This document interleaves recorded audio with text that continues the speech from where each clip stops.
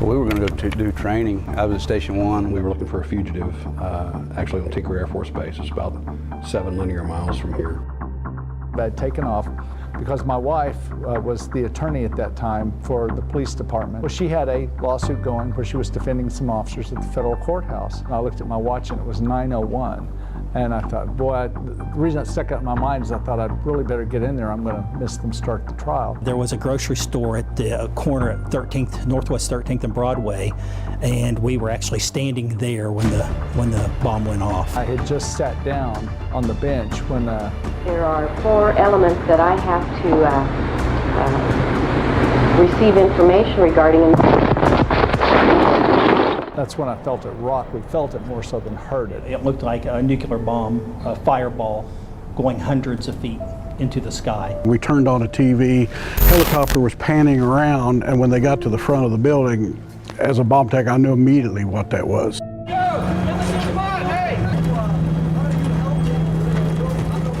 I remember looking around and there were no windows, and the sound of the car alarms was almost deafening. Every car alarm in downtown Oklahoma City was going off. The debris in the roadway, trees down, glass, cars on fire. It looked something like out of a movie. There was cars on top of cars and still fires and the smells. I'll never forget the smells of that day. One of the first things I saw pieces of paper floating in the air still. I mean, they were just flying everywhere. There was dust and debris just floating through the air at that time, just a little bit of sunlight filtering through, and people started walking out. The doors to the old YMCA flew open and had lots of children there and workers, and everybody came out and almost everybody was bleeding. There was 2 officers who at that time had been on for a little bit and I looked up to, and they started walking down the street and they're covered in blood. And I ran over to them to try to get them to the triage area, and they both just looked at me and they're like, this isn't ours. I made my way to the front of the building. There were no wounded there. We found no one alive. They were scrambling pretty frantically, and I realized what they were doing. They were uncovering children. One of the bomb techs behind me, I don't remember which one it was, grabbed me by the shirt and pulled me back, and there was a large chunk of concrete that fell about that time and fell right in front of us, and it fell on the location where the noise was coming from. And there was no noise after that. We were moving piles with 5-gallon buckets, and we come across the desk and I had a picture of a lady and her young son, and I had about a 5-6-month-old son at home at the time.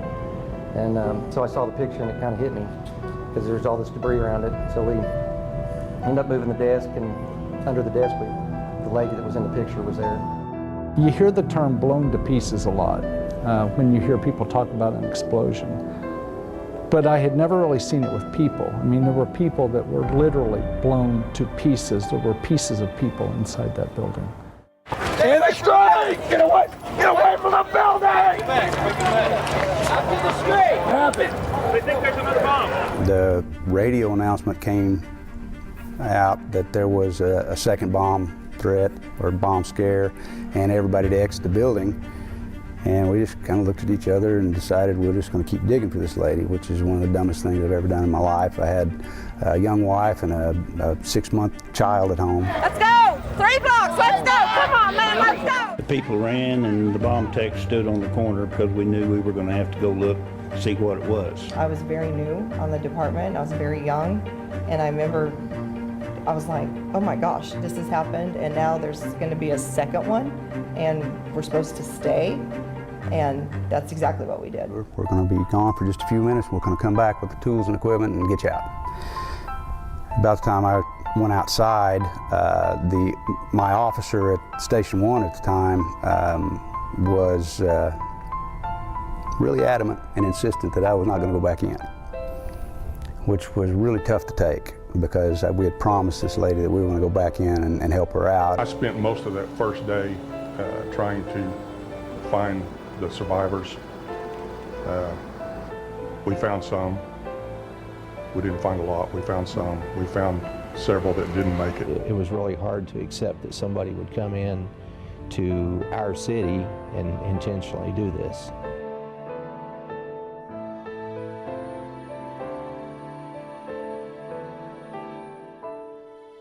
168 people lost their lives in the Murrah Federal Building bombing. We see their pictures inside the museum and their chairs out here on the memorial site. It's where we bring you this Fox 25 special tonight. Thanks for joining us. I'm Dan Snyder. And I'm Wendy Suarez. More than 600 people made it out of the rubble alive that day, April 19th, 1995. Survivors like credit union employee Amy Downs tell me they're feeling an extra weight as we approach this 25th anniversary. We're in the midst of yet another crisis, the coronavirus pandemic, and those familiar feelings of change, uncertainty, and grief are amplified. 1 minute, life was normal.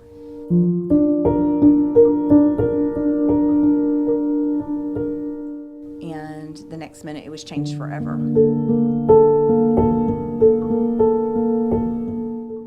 Life forever changed by what started as an incredible roaring sound the morning of April 19th. Everything went black, and I remember feeling this rushing sensation like I was falling. And I was falling 3 floors. Amy Downs, or Amy Petty as she was known back then, was buried alive under 10 feet of rubble of the federal building. I can't see anything. Like I could open my eyes or close my eyes and it didn't make any difference. Everything was black. I couldn't move, and it was very hot and it was very hard to breathe. And you thought you were going to die? I did. I did think I was going to die. Trapped and crying out for help for around 45 minutes, she heard the voices of rescue crews, but that lifeline was quickly taken away. I'm thinking they're getting ready to grab my hands, pull me out. And they strike! Get away from the building! And about this time, they all started yelling, there's another bomb, we have to go. What happened? They think there's another bomb. Alone, again in the darkness, Downs started pleading with God. At 28 years old, she was 355 pounds. She had flunked out of college, and now she wanted a do-over. I just had regret for that I hadn't really ever lived my life. 6.5 hours later, she was being loaded onto a gurney. Her body was pierced with glass and her leg nearly torn off. Downs made it, but of the 33 employees inside the Allegiance Credit Union that day, 18 were killed. Their names are now inscribed on a memorial at the new credit union. How do you grieve that many people? And we were a really close office group, and I still miss them. Downs is now the CEO of the credit union where she started as a teller, never forgetting the promises she made on April 19th to live her life with intention and never take anything for granted. Hope is a verb. My journey of impossible transformation. Written and narrated by me, Amy Downs. And now she can call herself a published author. Her new book encourages others they too can make it out of adversity transformed. A message particularly relevant in today's uncertain times. Right now, we can't control everything that happens to us, but we can always choose our response. Hope is within you, and it's the action and the path you take that's important. Her journey didn't happen overnight, but what's never changed is the feeling as Downs took her first breath of fresh air out from under the rubble. My favorite flower rises high in the center of my garden. A passage in her book reflects on her Sonia sunflowers. Sonia, also the name of her dear friend killed in the bombing. Basking and thriving in the fierce heat, as if to praise the fire that burns. And that's the thing. Life takes us all in really difficult directions sometimes, but we're gonna get through this. Downs is literally giving away hope. She is donating 100 copies of her new book, Hope is a Verb. They'll be passed out curbside tomorrow outside of Commonplace Bookstore. As first responders were still pulling people like Downs from the rubble, investigators were already looking for the person behind the attack. FBI Special Agent Barry Black takes us through a nationwide search for a man sitting in a jail cell 60 miles away. It was the loudest explosion I've ever heard. There was a boom and the ceiling fell in and the building shook and the walls crashed in and I covered my head up. It was incredibly loud. I looked to the west and could see big pall of black smoke already starting to blow across downtown Oklahoma City. Barry Black was 7 miles from Oklahoma City at 9:02 a.m. on April 19, 1995. But even seeing the smoke rise over the skyline, he had no idea what he was getting into. Immediately, we didn't know exactly what had happened. We were getting information when I was en route that it may have been a plane crash or a gas main explosion. So we had to get a handle on what may have occurred. This is the Murrah building. This is the building we're in. That's my car. Wow. On scene, Black, a first-year bomb tech at the time, was trying to sort through the chaos. But like many other Oklahomans that day, his mind was on his loved ones. My wife was a federal probation officer, so I didn't know where she was. The walls are real weak. Anybody that's close to these buildings are in danger. Black later found out she had driven out of the building just 2 minutes before the bomb went off. His full focus shifted into finding out exactly what went on here, and he had a massive area of evidence to sift through. The rear latch of the truck weighs about 5 pounds. We recovered it on the 8th floor of the Regency Tower. Wow. Yeah. It was a tremendous blast. But the big break came when teams found the rear axle of the now infamous Ryder truck. It gave investigators plenty of clues, but most importantly, the unique CID that led teams to Ford Motor Company. Ford traced the CID to Ryder Rental Company, Ryder Rental to Elliott's Body Shop in Junction City, Kansas, and ultimately to 2 sketches almost every Oklahoman knows. I mean, we were able to publish those, and we generated thousands of leads as to who those 2 people may be. The common name that came up was Timothy McVeigh. McVeigh's name was also used to rent a room at the Dreamland Motel in Junction City. On the night of April 20th, investigators did a nationwide search to see if any officer had come into contact with their new prime suspect. We found that Oklahoma Highway Patrol trooper had arrested McVeigh the morning of the bombing. He was still in jail. By some miracle, the man police were searching the nation for was stopped just miles up the road. Agent Black flew to Perry, seized the getaway car, and took McVeigh into custody. For Black, who was at both Waco and Ground Zero in New York City, Oklahoma City will always stand out to him. What made this unique for me was how close my wife came to being a victim. The people we knew that did not survive the blast, maybe not more or less tragic than 9/11, I just knew the people here. The investigation following the bombing is often considered the most successful in the history of the FBI, ending with the convictions of McVeigh and Nichols. It's incredible when you think of the size and scope of it, and that they had no office to work from starting out. There was also the added challenge of making sure every responding agency had a meaningful role. We sat down with former special agent in charge of the FBI, Bob Ricks. It's almost incredible to me that 25 years has passed. Before there was Oklahoma City, I can still see faces and people and times and even smells. There was Waco, Texas. And Bob Ricks saw firsthand the mistakes authorities made in handling a 51-day standoff at a religious compound. It came to a tragic end April 19th, 1993. Exactly 2 years later, Ricks got a call while at a charity golf tournament in Shawnee. He was simply told there'd been a bombing at the federal building. I had investigated numerous bombings in the past, and most times you're talking about a pipe bomb that takes a chunk out of the building, and you may or may not get people injured. He was speaking with one of his agents while heading back to the city when he made an important connection. And he said, Bob, he said, do you remember what today is? And I said, what do you mean? He said, today is April 19th. And almost immediately, I was pretty convinced that it had something to do with Waco. And when did you realize this wasn't just some little pipe bomb? I did not realize the enormity of what had transpired until I got there. My initial thoughts were, we're going to have a catastrophe here that the United States has never seen. Ricks found himself in charge of not just the investigation, but also the rescue and recovery. That was the FBI's responsibility at the time. He immediately let Oklahoma City police and fire chiefs know that he would help them, but he would not interfere. I have to work with the police and the fire to make sure that we're all integrated.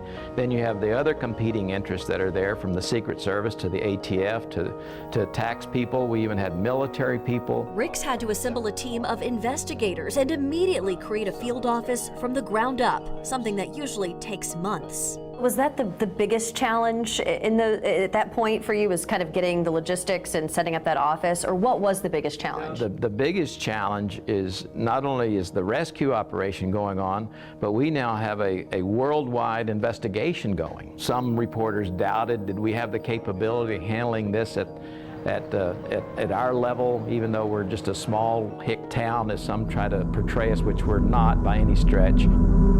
That investigation was massive. By the time it was over, the Bureau had conducted more than 28,000 interviews, followed some 43,000 investigative leads, amassed 3.5 tons of evidence, and reviewed nearly 1 billion pieces of information. In the end, the government that Timothy McVeigh hated and hoped to topple swiftly captured him and convincingly convicted both him and his co-conspirators. I have no doubt that we were able to capture and prosecute, or at least work through the criminal justice system, all the principles that were involved. Ricks delivering on a promise he made to seek justice. This was probably the FBI's finest hour. But he also achieved his other goal of having all agencies and the entire community working in cooperation. We all came together, we all bonded together, and we all had common and mutual goals that we wanted to see this succeed, and that's one reason that we were so successful. Now, 25 years later, the memories aren't something Ricks always welcomes. Sometimes when I walk away from it for a while, I don't want to even think about it. But his desire to share the successes and lessons of the Oklahoma City bombing is much stronger. Who in the world would have thought such an event would have happened in Oklahoma City, which means if it can happen here, it can happen anywhere. The unthinkable can become reality in an instant. And Oklahomans, Ricks says, should be proud of what we've accomplished 25 years later and always. For the first 10 years of the Memorial Museum, there was no mention of the FBI or the investigation. That has since changed to include an extensive exhibit. By the way, the FBI still has agents working on this case today. The bombing didn't just change how the FBI investigates, but how local first responders prepare and react. Oklahoma City's current fire chief, Richard Kelly, took hard lessons learned from April 19th and helped create our urban search and rescue team. Out of the tragedy, we were able to do a lot to provide for our city, and we've actually been able to expand that and provide at a state and a national level. We've done a lot of things in the city, but we also went to Hurricane Harvey and Hurricane Florence. Kelly says he was able to learn from the USR teams that came from across the country to help in Oklahoma City. It took nearly a decade to get everything up and running, but now Oklahoma City is ready to return the favor wherever disaster strikes. The museum behind me here is filled with countless dedications to the victims and heroes of the bombing. But it's one outside the museum walls, or rather on it, that no one thought would be there days after it was placed. And it has stood the test of time. We search for the truth. We seek justice. The courts require it. The victims cry for it. And God demands it. 21 words drawn in red spray paint on the side of a condemned building form one of the most powerful statements from the Oklahoma City bombing. I never thought it'd be up there 25 years later. Never in my wildest dreams. Rocky Yardley is the artist behind maybe the most revered piece of graffiti in the state, calling it an homage not only to the victims, but also the men he worked beside for 26 days on Team 5. I mean, my heroes were the guys I worked with every day down there. Team 5 was officially formed the morning after the bombing. The group of bomb techs from around the state had the tall task of piecing together evidence from one of the most damaged areas of the bombing. We had the north side of the parking lot, the front of the building. We did the sifting on site of all the evidence that came out of the building. We were a pretty busy group. And he gave us all a can of orange spray paint and told us to start finding and painting a large orange circle around each piece of what we can find. The group worked countless hours, refusing to stop until their job was done. Billy Graham and President Clinton are going to be down at the fairgrounds for a memorial. We're going to take a break. And we all looked at each other. We got people in there. You know, we know people that are in there, federal agents that we knew and worked with. We're not going to take a break. And then the news came. We were down there still looking through cars, still sifting through the things, and there was a FBI agent that came up and said, "We got it. At least we are going to get some justice." And then, you know, Rocky comes up with our saying for the side of the... Yeah. They were going to tear the Journal Record building down. That was the original thought. I had no idea, so I asked if I could spray paint it, and they said, yeah, we're going to do away with the building. And so Rocky painted 5 sentences as the words just flowed through him. God, I think, spoke to me and said, here you go. All I did was write it. Now every year, Team 5 returns to the memorial to repaint the historic quote. But Rocky has just one minor regret. I wish I'd have written nicer. My penmanship was a little bit better. One more very interesting thing about Rocky Yardley, while he gave Oklahoma one of its most memorable memorials, he also admits he almost took one away. Rocky was just seconds away from taking a chainsaw to the survivor tree. And this is an old elm tree growing in asphalt and had been burnt, had been blown up. And so I asked our team leader, said, what do you want to do about that big piece of metal? And he said, go whatever you got to do. When I was almost into the tree, and the team leader says, no, they're going to leave it for the memorial. Well, 2 or 3 days of this, we're not thinking memorial, we're thinking somebody's going to jail. The survivor tree now growing strong on the memorial grounds. Hundreds gather under it every year to reflect on the bombing and just how far we've come since then. Think of Oklahoma City sometime as a tale of 2 trees. That one, who proved that you're tough and strong and endure, and a dogwood that Hillary and I planted on the south lawn of the White House on my way down here that fateful day 20 years ago. Every year on the day of the bombing, a memorial is held on grounds where the Murrah building once stood. In 1995, after the bombing, then Oklahoma City Mayor Ron Norick appointed a 350-member task force to come up with ways to remember the event and to honor the lives lost. In 2000, on the 5th anniversary, the National Memorial was dedicated. Less than a year later, President George W. Bush dedicated the Memorial Museum on President's Day. Inside the museum, you'll find stories of those who were killed, those who survived, and those whose lives were changed forever. The museum and memorial and the yearly ceremony all there to honor those people and to help a new generation learn about what happened. The public needs to know what happened. We need to be proud here in Oklahoma of what we did and be willing to stand up for it. This year's memorial ceremony will be unlike anything the memorial has ever done. Because of the coronavirus, there won't be a public ceremony. Instead, the memorial is producing an hour-long ceremony that includes the 168 seconds of silence and reading of the names. That will air right here on Fox 25. That ceremony begins at 9 a.m. this Sunday.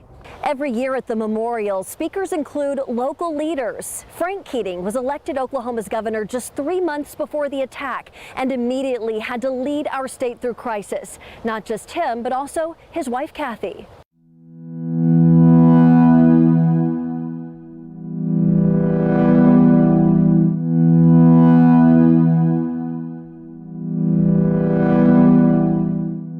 I can call up tears just like that. Because it's just, those wounds I don't think will ever go away. A pivotal moment for Governor and Mrs. Keating came just before dawn, the morning after the bombing. Frank Keating thanked a firefighter who was leaving his shift and introduced himself as the governor. And he took his finger and he punched it in my chest. And he said, well, then you find out who did this, because all I pulled from that rubble were a child's finger and an American flag. And he walked on up the street. He was completely freaked out. You know, he was in shock. So we knew from that moment forward, we had to be assuring and reassuring, have all of the best of everything for these rescue workers, firefighters, and thank them all the time. Thanks for being here. What can we do for you? The Keatings set the tone, and the entire community followed their lead, caring for those who were helping Oklahoma in her darkest hour. From all the people who donated blood or water, every need that was needed from the rescue workers, the FEMA workers, the police and fire people, the volunteers, every need. They say they needed their laundry done, the rescue workers who were visiting, and the next thing you knew, not only was their laundry done, it was folded, in many cases ironed, and put on their pillow along with mints and roses. That's the first time that had ever been done. We have come here today for prayer and to begin a time of healing. Mrs. Keating also took on the role of quickly organizing a prayer service that aired on national television 4 days after the bombing. Then President Bill Clinton expressed the nation's grief. Let us not be overcome by evil, but overcome evil with good. He really focused on doing everything we needed. It really was bipartisanship at its very best. While others relied on the Keatings for support and guidance, they were relying on each other, a partnership in every sense. I knew she was having a tough time. She knew I was having a tough time, and we had to stand there together because we had to be strong in front of the public. And because people were just shattered. Were you able to fall apart behind closed doors? Oh yeah. I remember I went back to my office one time and I had a little, like a chair that I could lean back in because I was really exhausted, and I just started crying. It just wrenches you, but we had to be strong because there were a lot of things that had to be done. Like deciding what to do with donations flooding into Oklahoma from all around the world to help families and survivors. It was enough to help people, but it wasn't enough to help everyone in the same way. So I made a battlefield decision. If you lost your children, we would provide you counseling and we would bury the children. If your children lost you, we would put the kids through college anywhere they wanted to go. No expenses. At one time, we had 130 children in college. The generosity of others ultimately invested in Oklahoma's future. After 9/11, leaders took a cue from Oklahoma City, our response, and our memorial. We built our memorial on the heels of the tragedy, and we showed them how to bring the family members in and the victims in and give them the best and strongest voice. Now, 25 years later, the Keatings continue to pledge to never forget or forgive the evil, but also never fail to embrace the good. It's a story worth sharing over and over again. We tell it with heart and soul and love and kindness, and hoping for a better tomorrow. Oklahoma City showed itself to be a glorious place. The people, enormous courage, not one act of looting, total selflessness, sharing and caring, very spiritual, quite a day for Oklahoma City's goodness. Last week, Oklahoma City Mayor David Holt reignited a mission. He asked everyone to commit to the Oklahoma Standard. It's a challenge to invoke the kindness and goodness that shines so brightly through the darkness on April 19, 1995. And it's that Oklahoma Standard that is still going so strong today. How many people work there? No idea. The second floor is where the child care center is. Seconds after the bombing, Oklahoma came together. I think that this state is wired to be able to deal with things like that. I think the people here, whether it's tornadoes, ice storms, or a disaster like that, I just think that there's a mindset and a mentality and a spirit that, and we saw it in the weeks after that. People rushed in to help in any way they could. So I just started grabbing people, and a car would come by on Broadway. I'd stop the car, open the doors, throw about 2 or 3 people in each car, and I'd yell at the driver, take them to the hospital. These were just citizens that would stop, and I would put people in their cars and tell them to go.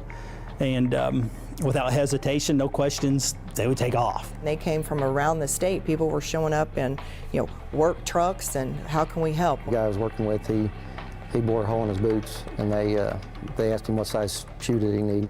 And within 5 minutes, they brought him a pair of boots. You're in the middle of things, and it's still so unorganized, and you're trying to help and do what you can, and people were just the citizens of Oklahoma City are just unbelievable in the state. The response to the bombing, not just limited to first responders. It wasn't just the 3 of us, that there was hundreds and hundreds of police officers, firefighters, paramedics, regular citizens that showed up that day that all played every bit as big a role, if not bigger. 25 years later, the Oklahoma Standard is still here, but it's up to those who experienced it in 1995 to pass it on and find a way to make it relevant for younger generations. And I think it's our responsibility to talk.